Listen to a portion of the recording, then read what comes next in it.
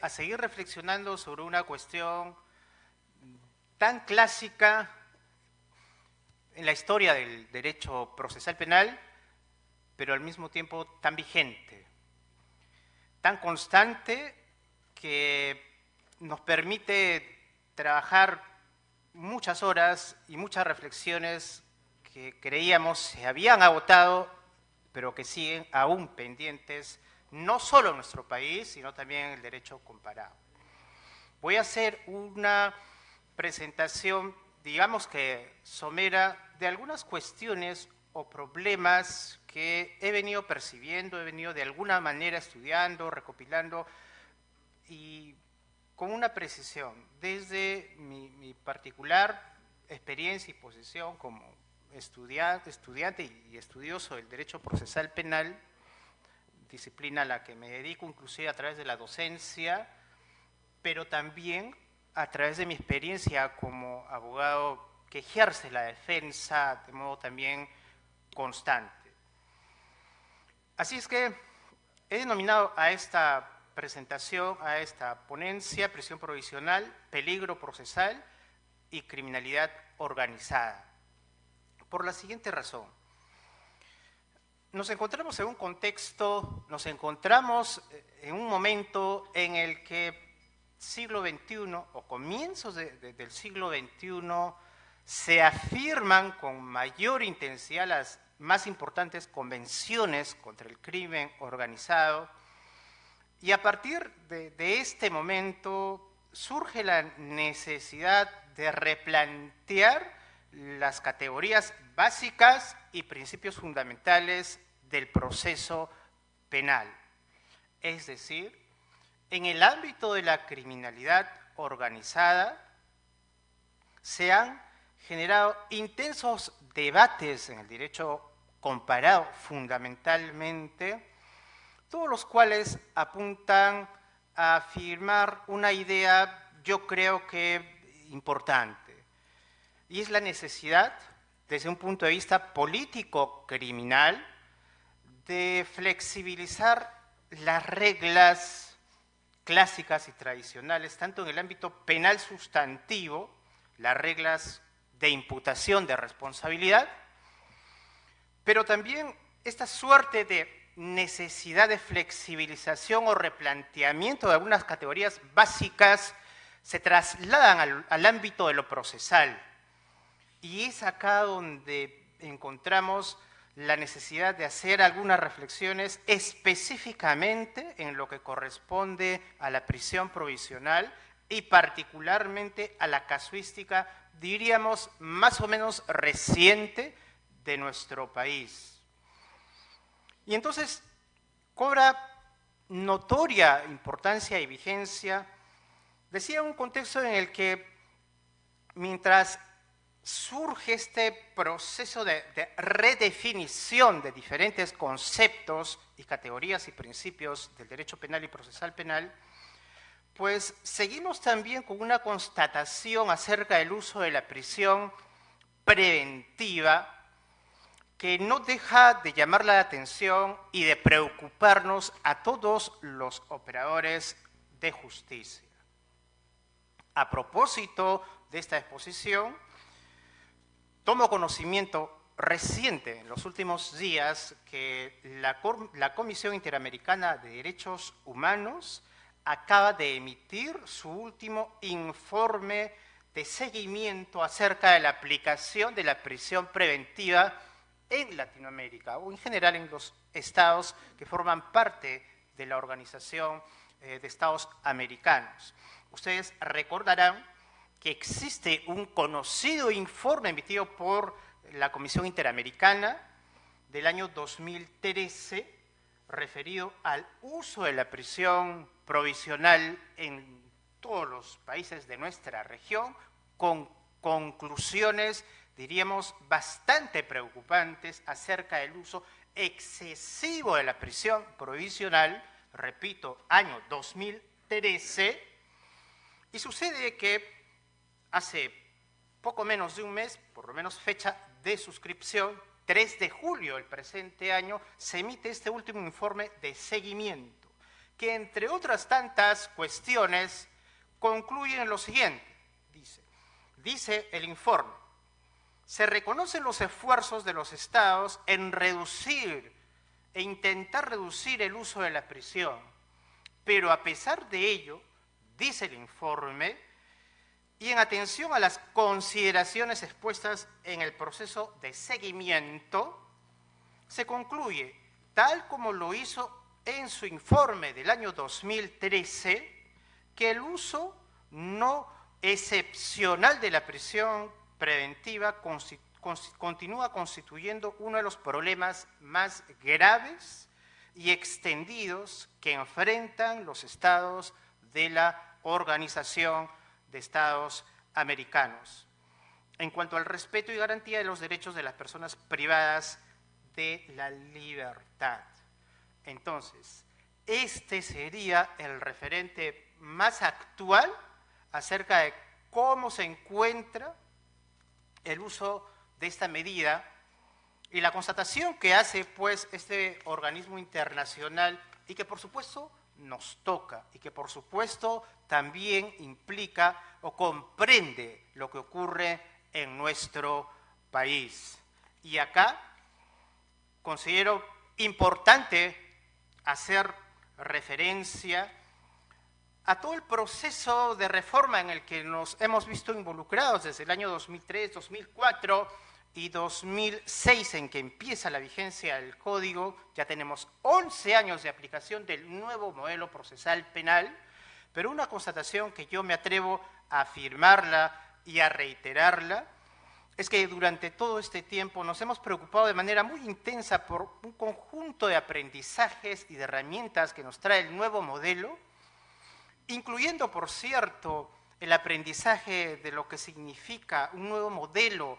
el modelo de la oralidad, el modelo de las técnicas de litigación oral, pero lo más importante, un proceso de cambio, que es nuestra concepción acerca de la libertad, pareciera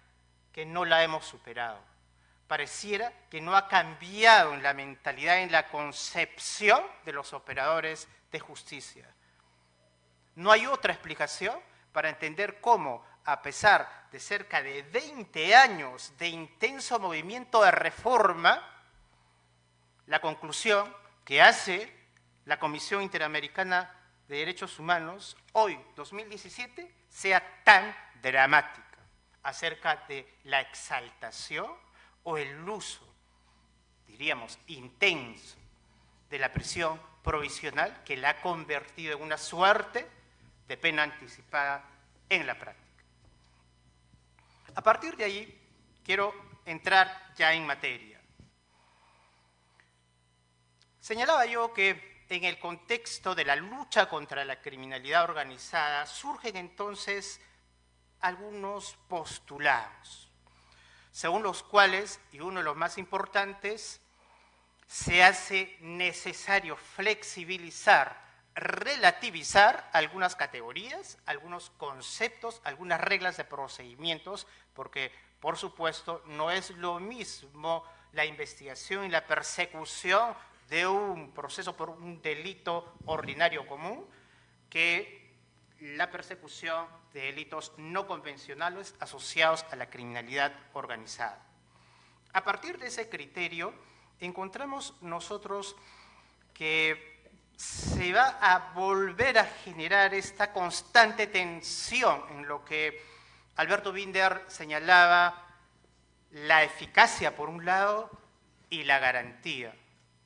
Pero lo que vamos a observar en el ámbito de la casuística más reciente y en este proceso de organización de un nuevo sistema, por lo menos en nuestro país, que tiende a la persecución de estos delitos especiales, vamos a encontrar cómo así en muchos casos y en muchos aspectos referidos a la prisión provisional, la eficacia como uno de los valores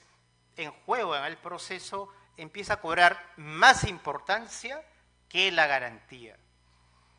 Y eso es un poco lo que yo quiero explicar brevemente. En principio, para hablar de peligro procesal y específicamente asociarlo al ámbito de la criminalidad organizada,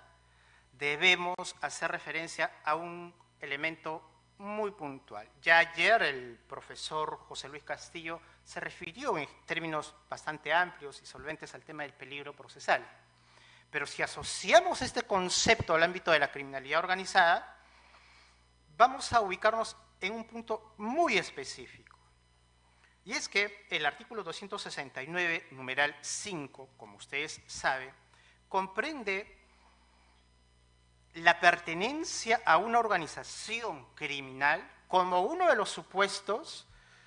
que deben tenerse en cuenta para calificar el peligro de fuga. Insisto, artículo 269.5, modificado en agosto del año 2003. Sobre el particular, en efecto, se emitió la sentencia de casación 626 de Moquegua, que como ustedes saben tiene carácter vinculante, que de alguna manera desarrolló la también conocida circular 325 del año 2011, y en aquel precedente vinculante, la Corte Suprema nos dijo que la pertenencia a una organización delictiva es un criterio que se coge o se emplea tomando la experiencia fundamentalmente criminológica, y afirma entonces este precedente vinculante en su fundamento 57 una suerte de máxima experiencia. Lo que dice la Corte Suprema es lo siguiente: las estructuras organizadas tienden a generar estrategias y métodos para la fuga y para la obstaculización de la investigación. A partir de allí, lo que dice la Corte Suprema es, sin embargo, que no es suficiente invocar la sola pertenencia a una organización criminal como para establecer el incremento o la presencia intensa del peligro de fuga, sino que es fundamental explicar, explicitar, objetivar a qué tipo de peligro procesal se refiere en el caso concreto. Si se configura, a partir de la pertenencia a una organización criminal, se configura el peligro de fuga o si se configura el peligro de obstaculización. Pero en el análisis de este elemento específico, la pertenencia a una organización criminal, creo yo deben tenerse en cuenta, y profundizando aún más este concepto, dos aspectos que me permito explicarlos. Reitero, al analizar este factor, la pertenencia a una organización criminal, a propósito de una decisión cautelar grave como la prisión provisional, tenemos necesariamente que analizar dos aspectos. Uno, el referido a la imputación en sentido estricto, es decir, en todos los delitos asociados a una imputación que tengan o comprendan la agravante de pertenencia a una organización delictiva, como puede ser, por ejemplo, el tráfico ilícito de drogas, como puede ser el delito de corrupción, como puede ser el propio lavado de activos que tienen agravantes específicas, hay que tener presente que la prisión provisional tendrá entonces, o la decisión judicial que imponga prisión provisional bajo ese fundamento, tendrá que valorar y analizar dos aspectos. El primero, repito, la existencia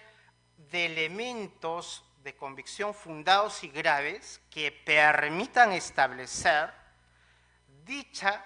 agravante, es decir, que se pueda establecer con alto grado de probabilidad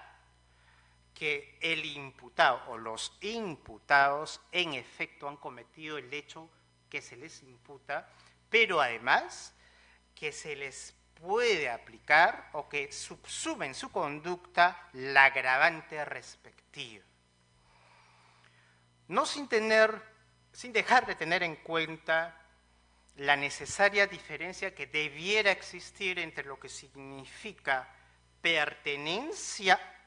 a una organización criminal que, en tributo al principio de legalidad, debería ser esa la única forma de atribuir tal agravante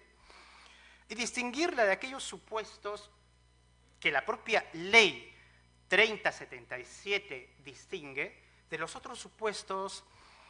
que hacen referencia a hechos donde los imputados están más bien vinculados a ella. De los otros supuestos donde la acción que realiza el inculpado se efectúa, literalmente dice la norma, por encargo de la misma. Insisto, tendrá que distinguirse entonces en la necesidad de verificar este primer presupuesto, la apariencia del derecho, el fumus bonis iuris al que se refería ayer el profesor Asensio Mellado, distinguirse entre lo que es la pertenencia a una organización criminal de lo que es la actuación de una persona que está vinculada a ella, pero que no pertenece a la misma, o la actuación de aquellas personas que realizan una conducta delictiva por encargo de la organización. Y este grado de precisión que implica ya entrar pues al estricto juicio de tipicidad que deberá hacerse, forma parte del análisis de este primer presupuesto de la prisión preventiva. Suficientes elementos de convicción acerca de la mencionada agravante. Y este hecho cobra actualidad porque, por mencionar solamente un caso más o menos reciente, hace cerca de un mes y medio, 2 meses, la sala, precisamente la sala que conoce casos de criminalidad organizada, ha dictado una sentencia importante, condenatoria contra una pluralidad de imputados. Es el conocido caso Gerson Galvez, caso 260 del año 2014, cuya sentencia es de julio del presente año. Y una cosa peculiar que ocurrió en este caso, la sentencia es además de conocimiento público, tanto en primera instancia como en segunda instancia se ha condenado a una pluralidad, más de 10, cerca de 15 personas, por diversos hechos vinculados al tráfico ilícito de drogas. Pero la nota interesante de esta sentencia es que, tanto en primera instancia como en apelación, se les ha absuelto del agravante de pertenecer o ser cabecillas de una organización criminal. Entonces, fíjense ustedes cómo es posible y se pueden presentar esas paradojas en el curso de un proceso complejo como este, porque podría darse el caso que se sustente la prisión provisional en este elemento, la pertenencia a una organización criminal, que se decide en la vía cautelar y en la fase de investigación, pero que luego, cuando se produce la sentencia, como en este caso, se concluye que no se cumplen los presupuestos que el derecho sustantivo exige para configurar dicha agravante, al punto que tenemos un caso muy reciente de un caso también más o menos conocido de tráfico ilícito de drogas, en el que el tribunal, entendemos, dictó prisión provisional en un inicio, pero al final termina absolviendo por esta circunstancia concreta. De ahí entonces la exigencia reforzada, cualificada,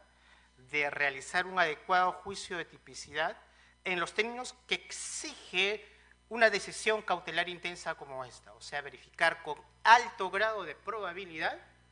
que se verifica dicha agravante. Pero entonces, ese es el primer aspecto. El segundo aspecto a verificar también en términos de valoración probatoria tiene que ver con el mismo supuesto, la pertenencia a una organización criminal, pero ya desde el punto de vista estrictamente procesal, desde el punto de vista de un hecho generador de peligrosismo o peligro procesal, que es al que se refiere el numeral 5 del 269. Y cuando hablamos de ello, debemos recordar, debemos tener presente que la sentencia de casación 626 ha insistido en la necesidad de objetivar el peligro. No basta con mencionar que hay una imputación, que en la disposición de formalización de la investigación preparatoria se imputa al agravante, sino que habrá que analizar en qué medida esa circunstancia específica genera alguna actividad concreta, verificable, probatoriamente, obviamente en un contexto de una audiencia preliminar, la existencia de peligro de fuga o peligro de entorpecimiento, al punto que, y eso es lo que nosotros consideramos, es fundamental tener presente que la sentencia de casación 626, que como saben es precedente vinculante, exige aplicar el método de la valoración de la prueba indiciaria para darle mayor rigurosidad a la verificación de cada uno de estos presupuestos. Y esto entonces es fundamental debido a las consecuencias que implica imputar situaciones de peligro procesal o un hecho con tal agravante desde el punto de vista penal sustantivo, debido pues no solamente a las características circunstanciales de una imputación de tal naturaleza, sino debido inclusive al modo como esta etiqueta tiene un impacto en la ejecución, en el modo de ejecución de la prisión preventiva. Y es que, como ustedes deben recordar, la ejecución de la prisión preventiva de cualquier proceso en el que se imponga esta medida cautelar en el contexto de una imputación realizada por una organización criminal o por pertenencia a una organización criminal, también tiene sus efectos en el modo como se cumple la medida cautelar. Me explico. En todos los casos, de los varios que ya conocemos en los últimos años, donde se imputa pertenencia a una organización criminal, la prisión provisional se cumple bajo un régimen de reclusión que se denomina régimen especial o régimen cerrado especial, en los centros de reclusión de máxima seguridad. Lo que conlleva, digamos, la gravedad, la intensidad del modo como se ejecuta la prisión provisional en estos casos, a diferencia de los que no tienen este calificativo o a los que no se les aplica esa circunstancia, es realmente grave. Y eso demanda, pues, un grado más intenso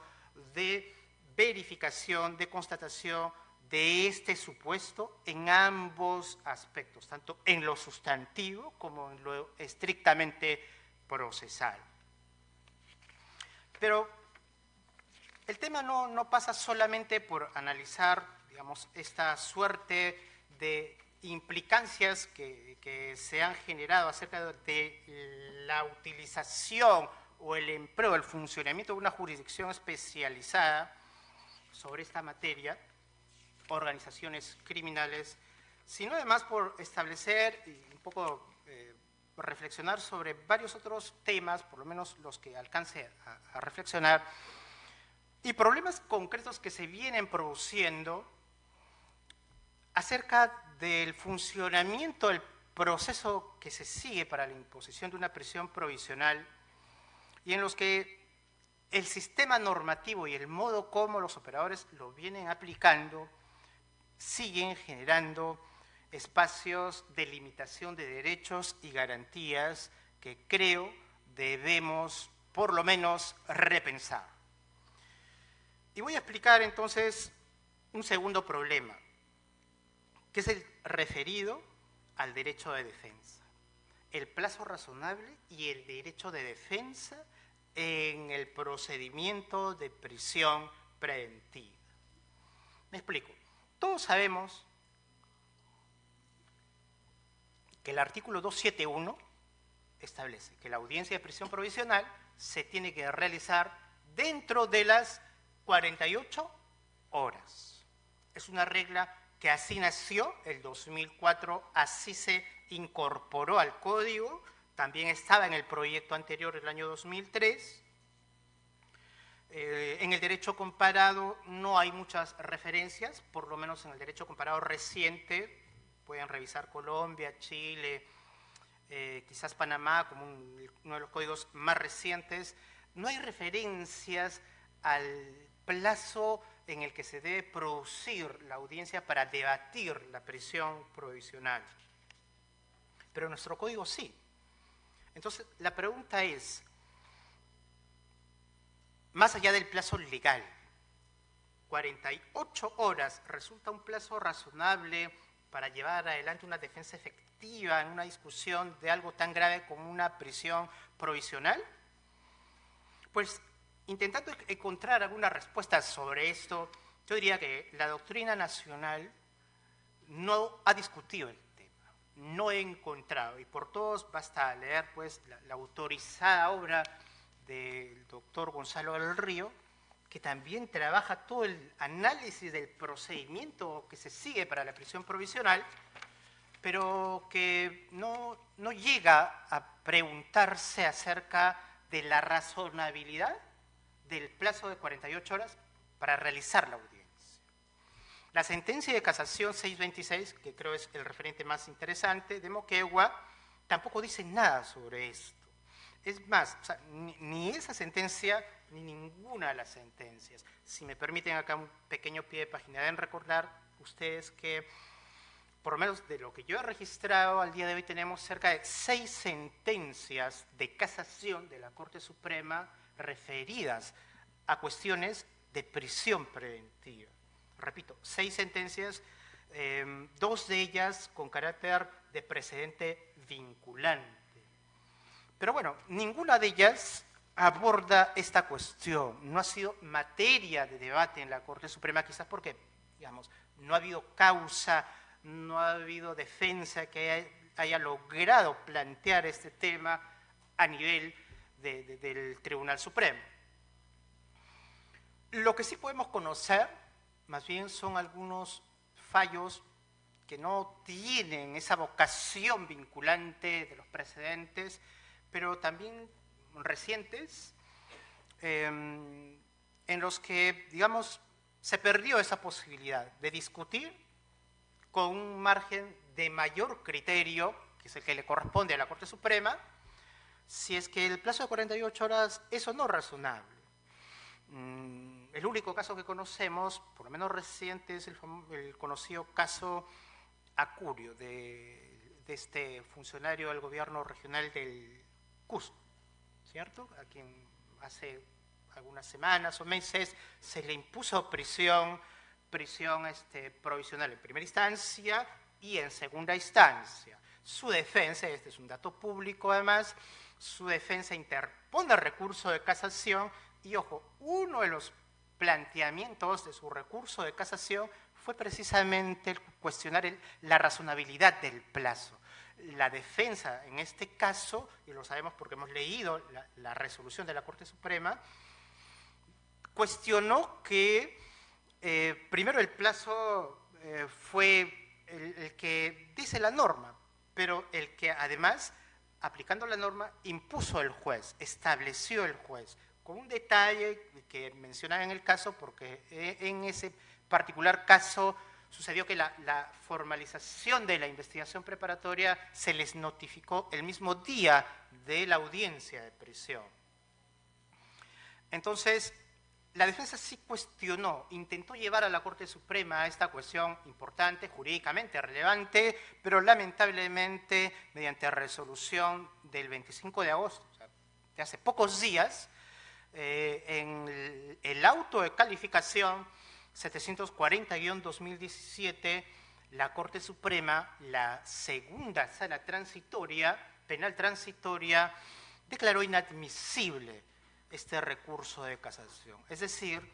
no vamos a tener la posibilidad de que a nivel de una instancia de casación pueda discutirse esta cuestión. Pero una cuestión que, en mi opinión, y lo digo no solo como profesor, sino mi experiencia y la experiencia de haber conocido varios casos en los últimos años, visto cómo se debaten estas cuestiones, debo yo reconocer que es una cuestión de suma importancia. Tan importante que el Instituto de Defensa Legal publicó el año ya 2013 una investigación empírica que muchos deben conocer acerca del uso y del funcionamiento de la prisión provisional, y en aquel informe muy importante, una de sus conclusiones ya decía las desventajas que implican para la defensa el plazo y la estimación de un plazo legal. En efecto, tiene base legal, 48 horas, pero todo hace indicar que ese plazo no resulta razonable. Y es que la razonabilidad del tiempo o del plazo en el proceso penal debe medirse, debe estimarse o debe analizarse no solamente cuando se vulnera esta garantía por exceso, vulneración del plazo razonable por exceso. Es el supuesto más típico que siempre denunciamos, dilaciones indebidas. Pero ya hace buenos años el Tribunal Constitucional estableció que también se puede vulnerar la garantía del plazo razonable por defecto. El Tribunal Constitucional, en la sentencia Marcelino Tineo y más de 5.000 ciudadanos, acción de inconstitucionalidad contra el paquete de decretos legislativos de terrorismo del año 2002, concluyó que un procedimiento demasiado rápido también termina vulnerando el derecho a la defensa, con apoyo y con base en jurisprudencia y en doctrina inclusive italiana. Por lo tanto, en el ámbito de la criminalidad organizada o de los procesos complejos, considero yo que es fundamental repensar esta cuestión, porque en la práctica generan dos problemas. Un primer problema de muchos que pueden haber, ¿no? Seguro ustedes con su experiencia pueden conocer muchos, pero a ver, una constante cuando se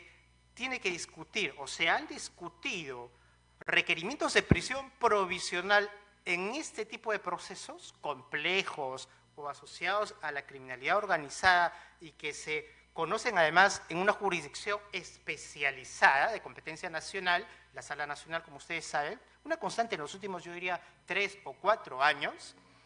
es que el día de la audiencia el requerimiento se presenta, bueno, horas antes de la audiencia, pero el requerimiento se ancla, se sostiene, entre otras cosas, y ha sido una, repito, regla muy constante en declaraciones de colaboradores eficaces o de aspirantes a colaboradores eficaces o de testigos protegidos a cuyo conocimiento la defensa nunca pudo acceder, sino hasta ese momento en que le notifican el requerimiento de prisión. Revisen ustedes los tantos casos, tenemos ejemplos varios, ¿no? Podemos citar por lo menos 4 o 5 procesos penales con requerimientos de prisión provisional contra funcionarios de gobiernos regionales, en los que la gran mayoría de ellos se sustentan en declaraciones de colaboradores eficaces que la defensa conoce no durante la investigación preliminar ni preparatoria, las llega a conocer en el momento en que se le presenta y se le notifica el requerimiento de prisión provisional. Y entonces la defensa tiene que intentar construir mecanismos para controlar, para contrastar, para contradecir ese conjunto de, digamos, imputaciones que sostienen el requerimiento fiscal en menos de 24 horas. Y digo en menos de 24 horas porque también es una práctica que, no obstante que la norma dice que el plazo para la realización de la audiencia es de 48 horas, en la práctica, la gran mayoría de casos, y de esto hay un trabajo estadístico publicado por IDL, las audiencias se realizan antes de las 24 horas, mucho antes de que incluso se cumpliera el plazo legal. Y este es un problema, esta es una cuestión que evidentemente termina vulnerando, además, yo creo que el principio de igualdad de armas. La Fiscalía tuvo la posibilidad de construir en un caso durante meses y de desarrollar y acopiar información en un proceso reservado o casi secreto, por ejemplo, de colaboración eficaz. Mientras que la defensa accede a esa información horas antes de discutirse en audiencia ese elemento de convicción. Pues la desigualdad en términos de ejercicio efectivo de la defensa ha sido una constante, ha sido una evidencia, insisto, que ya desde el año 2013 el Instituto de Defensa Legal, en este informe importante, lo pudo de alguna manera justificar. Pero por si fuera poco, un segundo problema que genera esta, para mí, existencia de un plazo excesivamente sumarísimo para la realización de la audiencia y que es un poco paradojal, porque fíjense, en primera instancia la defensa tiene horas para intentar generar o producir pruebas que puedan refutar y discutir la imputación de la Fiscalía. Y ayer el profesor Asensio Mellado fue bien claro, ¿no? Nos dijo algo bien importante. La actividad probatoria para imponer una prisión provisional tiene que ser y tiene que regirse por los mismos cánones que la actividad probatoria que se aplica o las reglas probatorias que se aplican para dictar una sentencia. Sin embargo, en el ámbito de la prisión eso está bastante lejos de ser, por lo menos desde la práctica de los operadores de justicia en los últimos años. Y la cuestión paradojal resulta que a la defensa le resulta muy difícil generar elementos de prueba para presentarlos en una audiencia a la que se le cita con menos de 24 horas, pero cuando se impugna el caso, y esto también es casuística y jurisprudencia reciente pero constante, cuando se impugna, se apela a la prisión provisional, nos encontramos con criterios jurisdiccionales de segunda instancia, según los cuales no se permite la actuación de prueba ante la sala de apelaciones. O sea, el defensor, por diversas razones y básicamente de tiempo, no logra generar o acceder o obtener elementos de prueba para discutirlos en la audiencia de primera instancia, por las razones que estoy explicando, pero cuando llega o lleva el caso a la segunda instancia, pues vamos a encontrar criterios según los cuales, y esto también es jurisprudencia reciente, pero insisto, repetitiva, reiterada, donde la sala de apelaciones te dice, señor justiciable, sea usted fiscal o sea defensor, lo que yo como instancia de apelación reviso es solamente la resolución. Pruebas nuevas no se admiten, menos se valora. Este es un criterio luego al cual me voy a referir, pero de hecho termina por consumar esta constante, digamos, práctica de afectación evidente del derecho de defensa. Frente a ello, propuestas concretas. Yo entiendo y tengo clarísimo que las reglas referidas al cumplimiento de los plazos solamente pueden imponerse o modificarse por mandato de la norma, legalidad expresa. Frente a ello, entonces, creo que la experiencia de todos estos años nos permiten proponer o plantear la modificación de esta norma, específicamente la modificación del artículo 271, en los siguientes términos. Mantener el plazo de 48 horas para casos ordinarios, para casos no complejos, para casos que no tengan esta complejidad propia de casos asociados a criminalidad organizada, pero 72 horas para casos complejos. Yo creo que el proceso cautelar tiene una naturaleza creo que además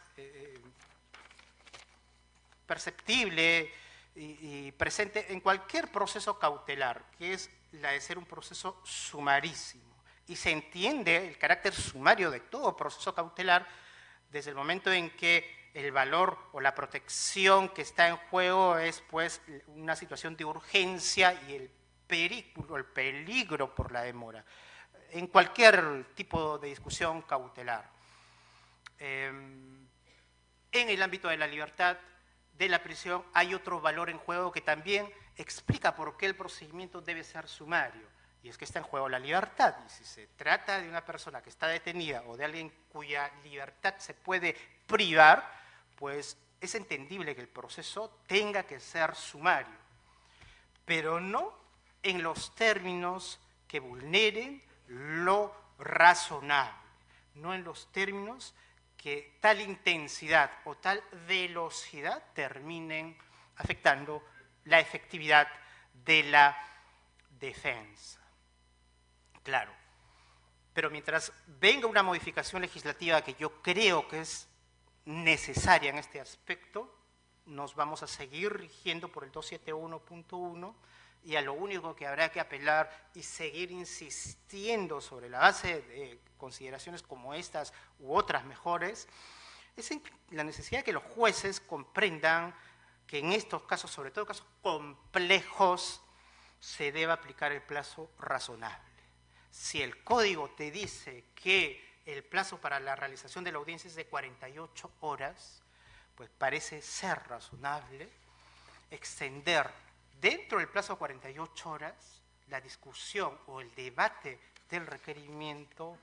lo más cercano posible al plazo legal y no suceder, lamentablemente, lo que ocurrió en el caso al que me he referido, que es el caso Acurio, en que lamentablemente la Corte Suprema ha perdido la oportunidad de fijar pautas de interpretación que solucionen esta cuestión. Otro problema que me puedo referir y al que también debo hacer por lo menos breve alusión, tiene que ver con la actividad probatoria. La actividad probatoria orientada a discutir la prisión provisional en segunda instancia. La pregunta es, ¿se puede actuar prueba complementaria? Digamos, para decirlo en términos gruesos, ¿no? Todos tenemos claro que de lo que hablamos son de elementos de convicción, lo estoy diciendo en términos generales, ¿no? Puede haber ofrecimiento de pruebas en apelación de una decisión de prisión provisional. ¿Y cuáles son las reglas que debemos seguir para ello?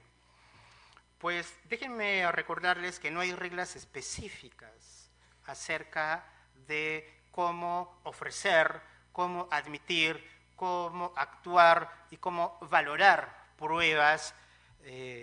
ante la sala de apelaciones cuando se discute una impugnación de una decisión de prisión preventiva. La única norma general que existe es el 420.3, que es el precepto general que sí nos permite ofrecer prueba documental en apelación de autos. Pero al ser una norma general, no ha merecido, digamos, mucha receptividad por los operadores de justicia y yo diría que más bien, para hablar específicamente de lo que ocurre en el ámbito de la criminalidad organizada, sucede que existe similar vacío jurisprudencial o falta de criterios que merecen, a mi entender, la clarificación que tendría que producirse también por la vía de la casación con la intervención de la Corte Suprema. Ciertamente, la sentencia de casación 626, tan conocida y que es precedente vinculante, no dice nada no aborda esta cuestión. ¿Cuáles son las reglas para la actividad probatoria en apelación de la prisión provisional? No hay ninguna pauta que nos permita más o menos establecer algunos criterios. Sin embargo, se conoció hace también más o menos medio año un único caso que llegó a la Corte Suprema, que es el auto de la casación 216 del año 2016, que proviene del Santa, en el que la Corte Suprema, la Sala Transitoria, dijo que no está negada en fase de apelación de un auto de prisión provisional la admisión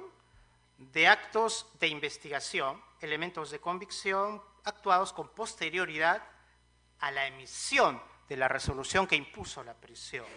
Pero, dijo la Corte Suprema, sujeto a plazos y a determinados trámites previos o presupuestos previos. Lo penoso de este fallo es que cuando nosotros queremos saber cuáles son esos presupuestos o cuáles son esos criterios, la Corte Suprema no dijo nada. Y no dijo nada porque en este caso al que me estoy refiriendo, casación 216, lo que más bien la Corte Suprema decretó es la inadmisibilidad de aquel recurso de casación. Sí, considero la Corte Suprema que no había interés casacional y por lo